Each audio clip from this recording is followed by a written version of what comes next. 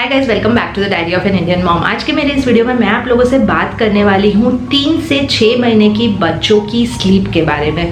अब baby sleep is something जो constantly moms का वरी होता है, बिकॉज आपकी स्लीप भी उसके साथ अटैच्ड होती है। दूसरा, for newborns you are constantly worried कि उनकी नींद पूरी हो रही है या नहीं, क्योंकि उनके ग्रोथ और डेवलपमेंट के लिए sleep is one of the most important factors which helps them. तो उनकी नींद होना बहुत ज़्यादा इंपॉर्टेंट होता है और इसलिए कॉन्स्टेंटली हमारे दिमाग में ये चीज़ रहती है कि बच्चा सो रहा है, बार बार क्यों उठ रहा है, सफिशिएंट उसकी नींद हो पा रही है या नहीं हो पा रही है।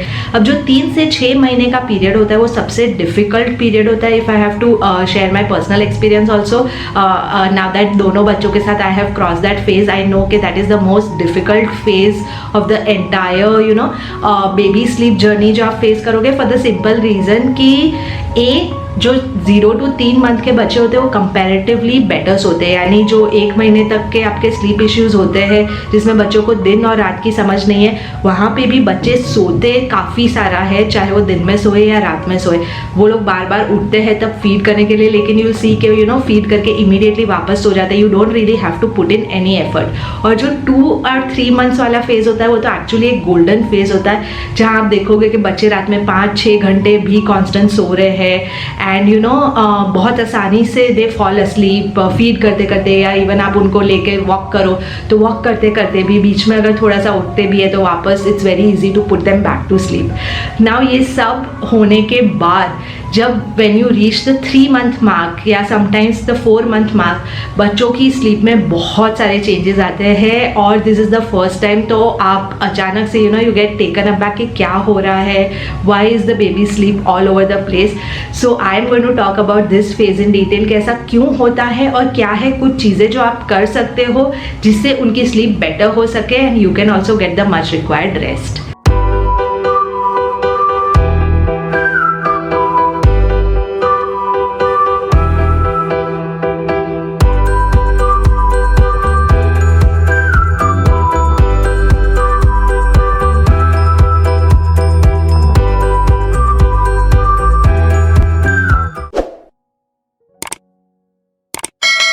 ओके, सो सबसे पहले बात करते हैं कि क्यों इतने सारे चेंजेस आपको देखने मिलते हैं एक 3 से 6 महीने के बच्चे की स्लीप में।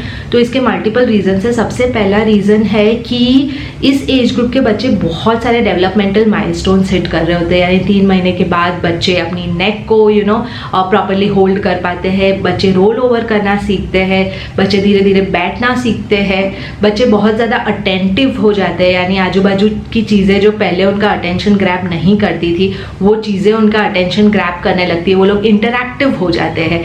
इन सारी चीज़ों की वजह से जो उनका ओवरऑल स्लीप है वो डिस्टर्ब होता है, because their brain is constantly working on mastering this new skills, they are getting distracted by their surroundings and things like that. इसके अलावा एक और रीज़न भी है जो कि है टीथिंग। बहुत सारे बच्चे around the age of 4-5 months they start cutting their first teeth. Teething एक बहुत ही डिस्कम्फर्टिंग फेज होता है बच्चों की लाइफ में और उसकी वजह से उनकी स्लीप काफ़ी हद तक डिस्टर्ब होती है। इसके अलावा there is a sleep regression जिसको 4th मंथ स्लीप रिग्रेशन कहते हैं। स्लीप रिग्रेशन इज़ बेसिकली जहाँ बच्चे सोना ऑलमोस्ट बंद कर देते या कम कर देते या बहुत ही उनके स्लीप स्केड्यूल में रूटीन में आप चेंजेस नोटिस करते हो। So the 4th month sleep regression is also more और less because of all of this reason. लेकिन दिस इज समथिंग जो आप फुल्ली कंट्रोल नहीं कर पाओगे। मोर और लेस सारे बच्चे इस स्लीप रिग्रेशन को हिट करते ही है और ये काफ़ी लंबा फेज होता है, यानी 2 हफ्ते से लेके 5-6 हफ्ते तक लास्ट कर सकता है and you will go through a tough time in terms of getting your kids to sleep. बारी बारी वो लोग उठना शुरू कर देंगे, may be at every 40 minutes, 45 minutes, 1 hour. So be prepared for that. Being mentally prepared also sometimes helps, ताकि आप पहले से अपने पार्टनर को या अपने सपोर्ट सिस्टम को रेडी रखो so that you can also get some sleep जब दूसरे लोग आपकी हेल्प करते हैं in putting the baby to sleep, specifically during this regression वाला फेज। यूजुअली ये ड्यूरेशन मॉम्स के लिए इतना डिफिकल्ट इसलिए होता है क्योंकि अभी लोग फुल्ली रिकवर नहीं किए होते, धीरे धीरे करके उन्होंने रिकवर करना शुरू किया होता है। दूसरा, ये पहली बार हो रहा होता है उनकी जर्नी में, सो पहली बार is always very difficult, then you get a little mentally prepared. And तीसरा, ऑब्वियसली बिकॉज 2 से 3 महीने के ड्यूरेशन में आपने एक गोल्डन पीरियड देखा होता है, तो somewhere your expectations get set accordingly and then suddenly when this happens you get taken up back. अब मैं क्विकली बात करती हूँ कुछ चीज़ों के बारे में जो डेफिनेटली हेल्प करेगी आपके बच्चों की स्लीप को इम्प्रूव करने में। It is not full proof but it will help you to a large extent. सबसे पहली चीज़ जिसका आपको ध्यान रखना है वो है एक डार्क रूम का, यानी बच्चों को एक डार्क रूम में सुलाना बहुत ज़्यादा इंपॉर्टेंट होता है उनकी स्लीप क्वालिटी इंप्रूव करने के लिए और वो लोग लंबे टाइम तक सोते रहे उसके लिए। हमारे वहाँ बहुत बार माना जाता है कि बच्चों को इतने अंधेरे में मत सुलाओ, उसको आदत ही नहीं पड़ेगी फिर खुले में या उजाले में या बाहर सोने की। But it is very wrong, क्योंकि kids actually don't need to sleep बाहर जाके या खुले में। बड़े भी हम लोग ऐसे नहीं सोते, हम लोग एक अंधेरे वाले रूम में ही सोते हैं and that's how you get good quality sleep. यानी कभी आप ट्रैवल कर रहे हो and things like that, those are the rare days जब आपको इस चीज़ की ज़रूरत पड़ सकती है। But for those rare days you should not compromise आपके बच्चे की पूरी जो 12-15 महीने की एक प्रॉपर न्यूबॉर्न स्लीप जर्नी है उसके साथ। सो ऑलवेज मेक श्योर कि आप एक डार्क रूम में ले जाके आपके बच्चे को सुला रहे हो। व्हेन आई से dark room it actually means pitch dark room, यानी नॉर्मल विंडो में से सनलाइट आना या आपके कर्टन्स में से सनलाइट आती रहती है, even that is not considered as a dark room. यानी या तो आप एक डार्क सेट ऑफ कर्टन्स लीजिए जिनको ब्लैकआउट कर्टन्स कहते हैं, जो कि बहुत हद तक सनलाइट को ब्लॉक कर सके, या like what we have done is हमने ब्लैक चार्ट पेपर लगाया हुआ है जहाँ मीरा सोती है उस रूम की विंडो पे, हमने अथर्व के टाइम पे भी ये किया था।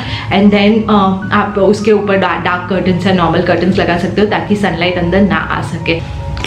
दूसरा और बहुत ही इम्पॉर्टेंट पॉइंट है बच्चों की स्लीप स्केड्यूल को, यानी कि उनके नंबर ऑफ नैप्स और उनकी जो स्लीप रिक्वायरमेंट होती है उसको स्टिक करना, और हर नैप के बीच में आप कितना गैप दे रहे हो उस चीज़ को स्टिक करना।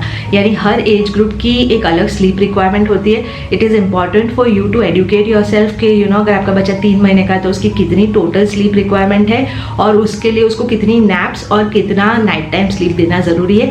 एंड मोर और less then try to stick to this guidelines. So 3 से 6 महीने के जो बच्चे होते हैं वो यूजुअली 4 नैप लेते हैं, यानी 3 महीने के बच्चे अराउंड 4 नैप ले रहे होते हैं। By the time they are 4 months वो लोग 3 नैप पे आ जाते हैं। टिल अबाउट 6 months और इवन फर्दर टिल 7-8 months वो लोग 3 नैप्स लेते हैं दिन में। एंड उनकी जो नाइट टाइम स्लीप होती है that requirement is around 10 to 12 hours। तो दिन में अराउंड 4 से 5 घंटे बिटवीन दिस 3 नैप्स, एंड रात को around 10 to 12 hours of night time sleep is what they require. तो आपको कोशिश करनी है कि इस पर्टिकुलर गाइडलाइन को आप मोर और less on most days meet करो ताकि आपका बच्चा ओवर टायर्ड ना हो जाए और उसको अच्छी क्वालिटी की स्लीप मिले।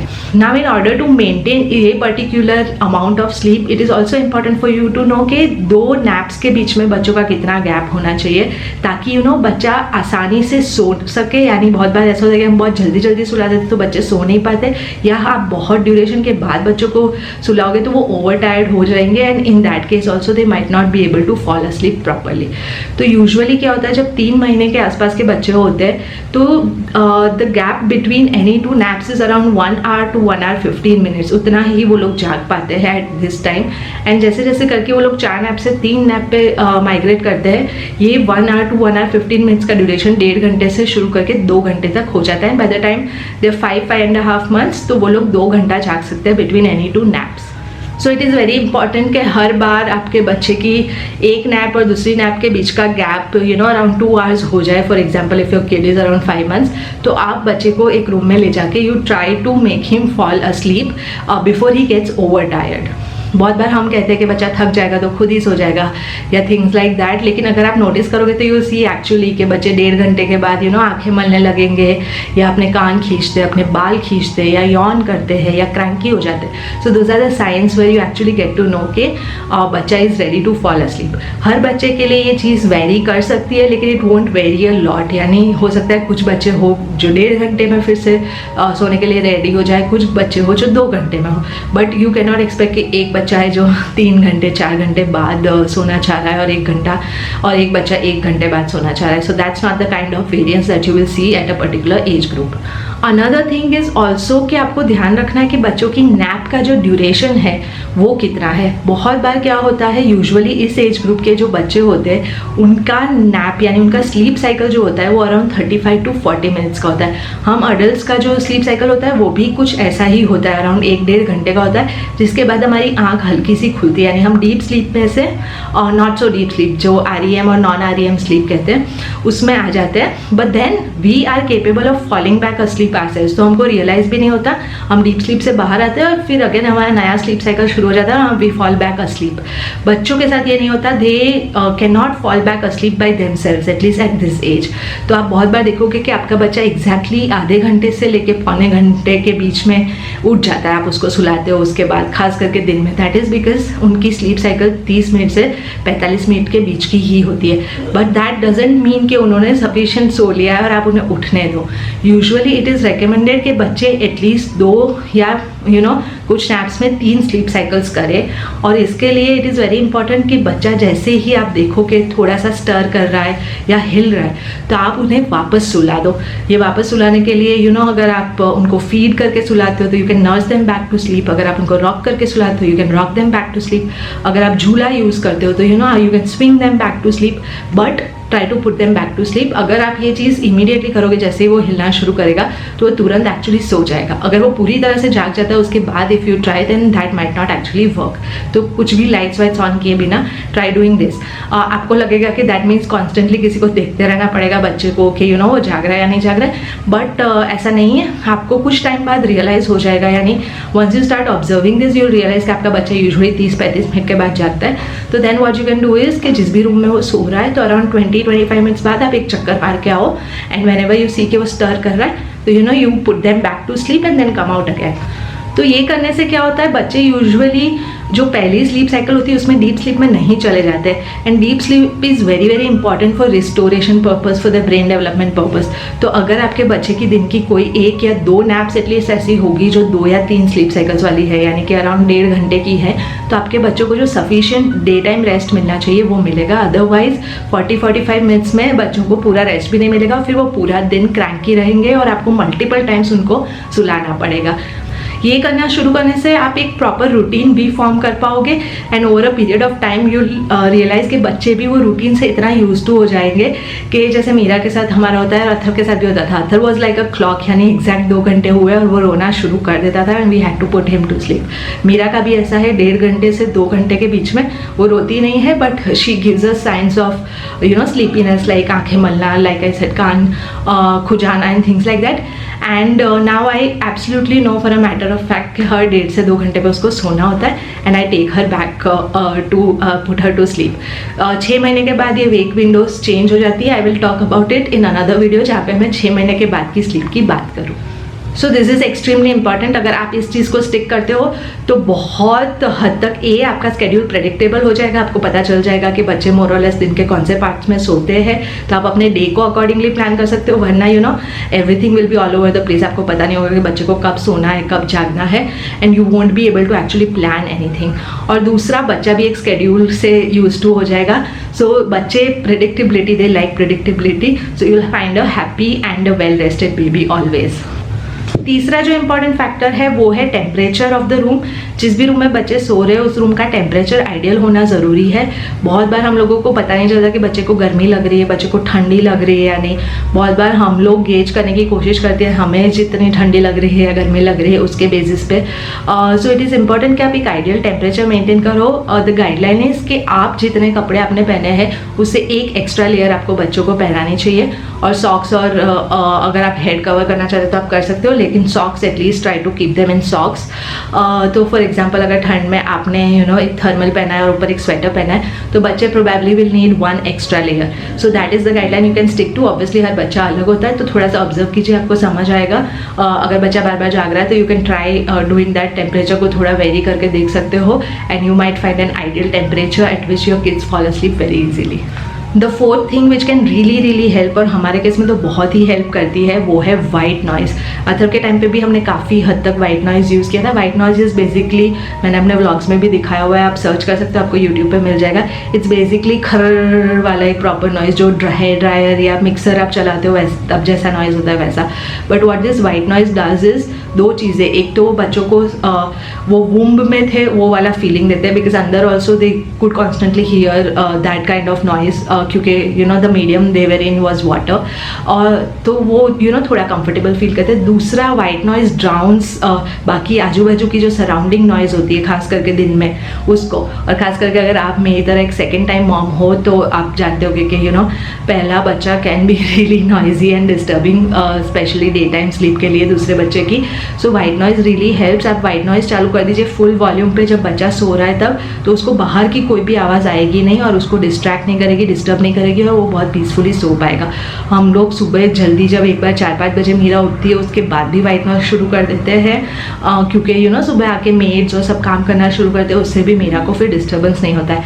अगर आपके घर में कोई स्नोर करता है तो even for that white noise can really help. यानी आप इजीली वाइट नॉइज़ को डाउनलोड करके फिर एयरप्लेन मोड पे इसको चला सकते हैं फ्रॉम यूट्यूब और anything. Otherwise white noise machines भी आती है, so if you want to invest you can invest in that, but white noise is something which I highly recommend. Another thing is it is important कि बच्चों को आप जब सोने के लिए रेडी करो तो उससे पहले गिव देम दैट एनवायरनमेंट जहाँ उनका माइंड धीरे धीरे करके स्लो डाउन कर सके और काम हो सके, ताकि वो लोग आसानी से सो सके। बहुत बार क्या होता है, बच्चे एकदम खेल रहे होते हैं, बाहर नॉइजी एनवायरनमेंट में होते हैं, और फिर अचानक से हम उनको रूम में ले जाके सुलाने की कोशिश करते हैं और बच्चे सो नहीं पाते इमीडिएटली एंड वी थिंक कि they are not sleepy, but the thing is कि उनका दिमाग एकदम रैपिडली चल रहा होता है। आपके साथ भी होता है, आप एक पार्टी से आए हो या आपने कोई मूवी देखी है, आप फोन पे देख रहे हो रात में सोते सोते, तो आपको इतनी जल्दी नींद नहीं आएगी क्योंकि आपका brain doesn't shut down immediately, right.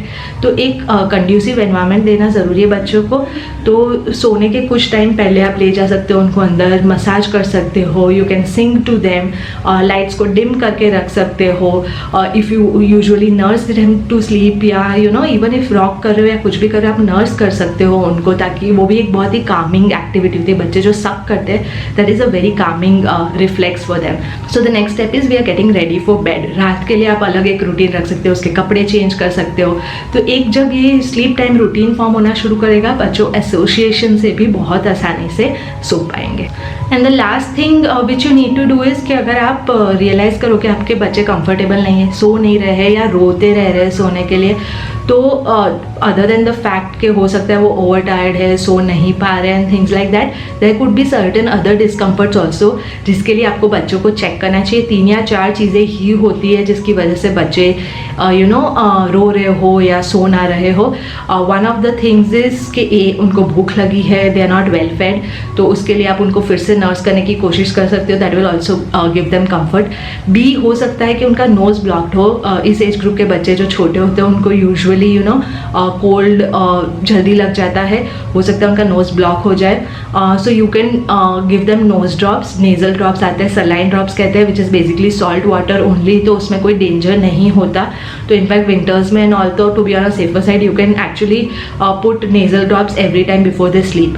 बहुत बार आप नोटिस करोगे कि बच्चे बहुत फील करते करते रुक जाते हैं, that is also sometimes because of nose blockage. तो again you can put nose drops and this will definitely help them in sleeping better, क्योंकि वरना वो लोग फ्लैट सरफेस पे लाई डाउन करते हैं तो दे हैव ब्रीदिंग इश्यूज अगर उनका नोज ब्लॉक्ड है तो।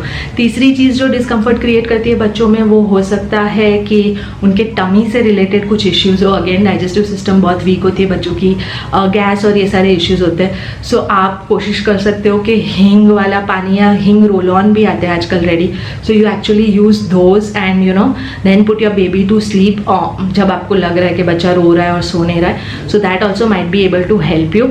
एंड चौथी जो चीज़ है वो हो सकता है कि टीथिंग की वजह से बच्चे ऐसा कर रहे हैं, तो आप चेक कर सकते हो, आपको लग रहा है उनके दांत आ रहे हैं, एक्सेस सलाइवेशन हो रहा है, मुंह में बार बार उंगली डाल रहे हैं, if that is the case तो या तो आप उनको कोई टीथिंग जेल लगा सकते हो अपने पीडियाट्रिशियन से पूछ के, या कुछ होम्योपैथिक मेडिसिन भी आती है, यू कैन ट्राई दोज, या बेसिक टीदर्स वीदर्स दे सकते हो दिन में, ताकि उनको सूदिंग एक इफेक्ट मिले and they are not so disturb during their sleep time. So this are all the things which I wanted to share which will definitely help your baby in sleeping better.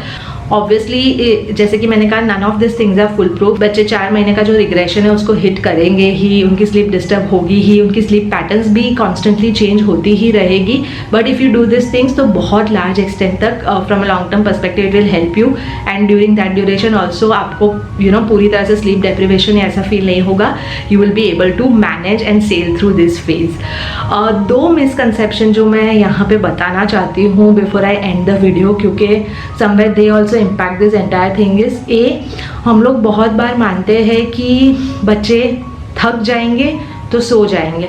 लेकिन बच्चों के case में ये होता है कि अगर बच्चे ज़्यादा थक गए तो वो सो नहीं पाते आसानी से, यानी हमारे साथ भी बहुत बार होता है, ये मैं पहले भी बता चुकी हूँ। If we get over tired या ओवर स्टिमुलेटेड, हमको डिफ़िकल्टी होती है सोने में। तो बच्चों के साथ भी ये होता है। तो आप ये मत कीजिए कि अभी बच्चा सो नहीं रहा तो 1 घंटा और खेलने दो, तो he will become over tired and he will sleep. That doesn't work that way. Stick to the windows जो होती है 10-15 मिनट इधर उधर इज़ ओके। अदरवाइज ये मत कीजिए कि 1 घंटा और खेलने दो या 1.5 घंटा और खेलने दो। There is a thin line between tired and over tired, यानी आपको ये भी ध्यान रखना है कि बच्चे थकते हैं सफिशिएंटली टू फॉल अस्लीप, यानी पूरा टाइम जब जगे हुए तब सिर्फ लेटे नहीं रहते, क्योंकि फिर उनकी कोई एक्टिविटी नहीं हो रही है। फिर इन that case also they will have a difficulty falling asleep, but they don't get over tired also.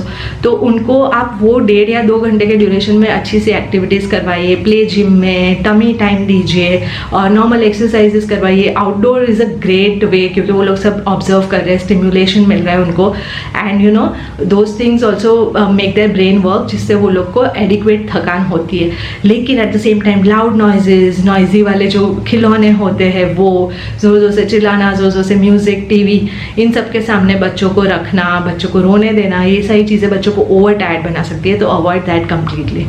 दूसरी चीज़, हम लोग मानते हैं कि बच्चे बार बार उठ रहे हैं रात को या बार बार फीड मांग रहे हैं, विच मीन्स के probably they not getting enough milk, इसलिए वो लोग भूखे और इसलिए बार बार उठते हैं। बहुत बार मदर्स इसके चलते अपने मिल्क सप्लाई को भी कहीं ना कहीं डाउट करने लगती है, अपने आप को डाउट करने लगती है। बहुत सारे लोग कहने लगते हैं कि फॉर्मूला दे दो, ये दे दो, he is not getting enough milk. लेकिन most of the times that is not the case.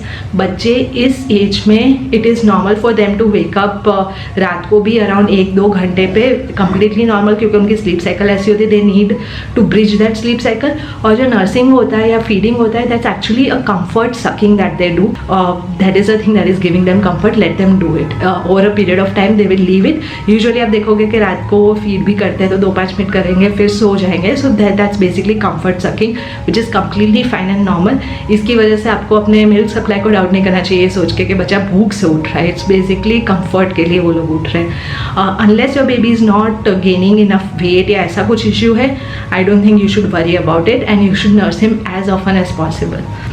सो या that's it for this video. I hope ये वीडियो ने किसी तरह से आप लोगों की हेल्प की है तो please give it a like, please share, please subscribe and I will see you in my next one. Bye bye.